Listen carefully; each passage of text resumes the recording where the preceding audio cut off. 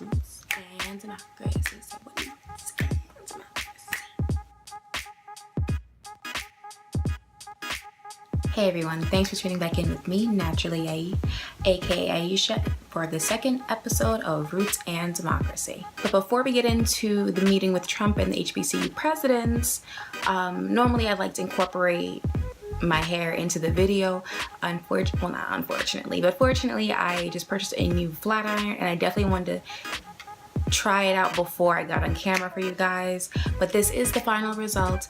I was doing it to do a length check because I am getting my hair cut very soon and I wanted to see how long it is thus far. So let's get into the policy. Let's get into the democracy. Back in February, some of the presidents from the most prominent HBCUs in the country met with some of the higher ups over in the White House. Luckily for them, during the meeting, they were actually able to get not a one-on-one necessarily, but they were able to come face to face with Trump. Now, this essentially ended up being just one big photo opportunity. The point of the meeting, the point of all these presidents going to meet with Trump was so that they could perhaps persuade him to increase their federal budgets. Now, as we know, colleges need tuition money to stay operational. Unfortunately, for a lot of the HBCUs in the country, they're seeing declining enrollment numbers. Therefore, they need more money. So they met with Trump and it ended up being one big ass just photo opportunity. And if you didn't hear about it, you may have seen this photo. Miss Kellyanne Conway. We're not even going to talk about her right now. We're not even going to get into that right now. So they met with Trump, and when I had originally done the recordings for this video, that's all that had come about. Is just they met with him.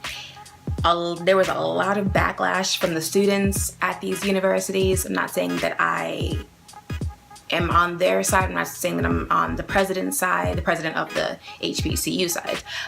But I understand their frustration. I understand how it could look when they're paying all this money to go to these schools to find out that their president is, kind of rubbing shoulders with Trump, trying to get money from him. At the same time, schools are business. They need money to stay operational. Without money, these schools close, and then what? Then our children no longer have the opportunity to go to an HBCU. I didn't go to one personally, but I do know a lot of people that did go to HBCUs. So, and I know that they got experiences that I definitely did not get from where I went. Waiting for Trump to do something that you ask is like waiting for snow in the Sahara Desert. Like, it's just not gonna happen right now. Even if he lets you schmooze him, which is what he does, at least he has the decency to meet with these people. Now, let me just let everybody know that these same presidents tried to meet with President Obama for the 8 years that he was in office, and President Obama never met with him. So at least Trump had the decency to meet with these people, to at least have the decency to say, you know what, they're in my building, let me at least bring them into the Oval Office, even if it is just a photo opportunity for me to, look like I get on with Black intellectuals. We know that's not true. We know that it was a photo opportunity, but at least he made the effort. So you mean to tell me, for all these HBCU presidents, that you really thought that by going to this meeting, Trump was really going to do something? No. You really thought that he was going to increase the budget for ethnic colleges. I don't mean to be rude. I don't want to be rude. I'm a realist.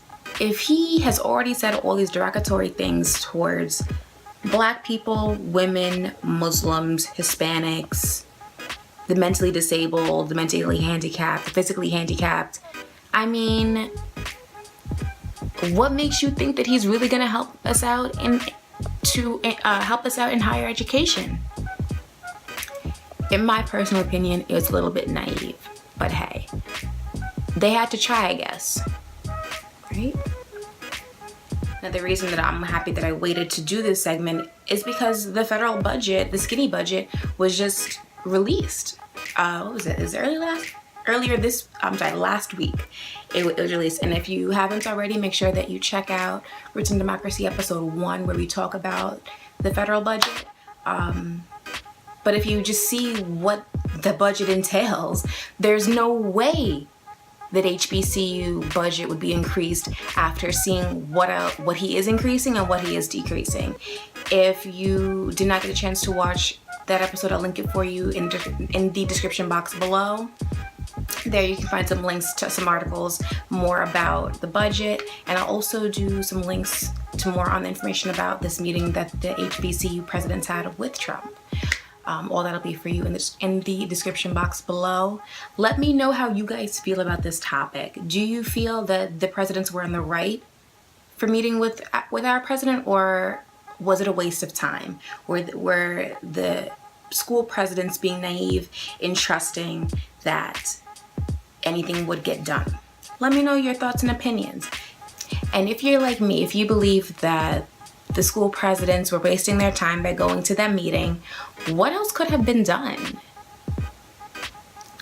In my opinion, we'll probably do a whole other segment on it because this is already getting a little lengthy in my personal opinion. But should the Black community help out Black schools more? Let me know how you feel about the HBCU presidents meeting with Donald Trump to discuss increasing the budget for all of the HBCUs, all the historically Black colleges and universities across the country. Were they in the right for asking Trump for that money, or were they really naive? You guys let me know. Otherwise, until the next episode, stay blessed and unstressed.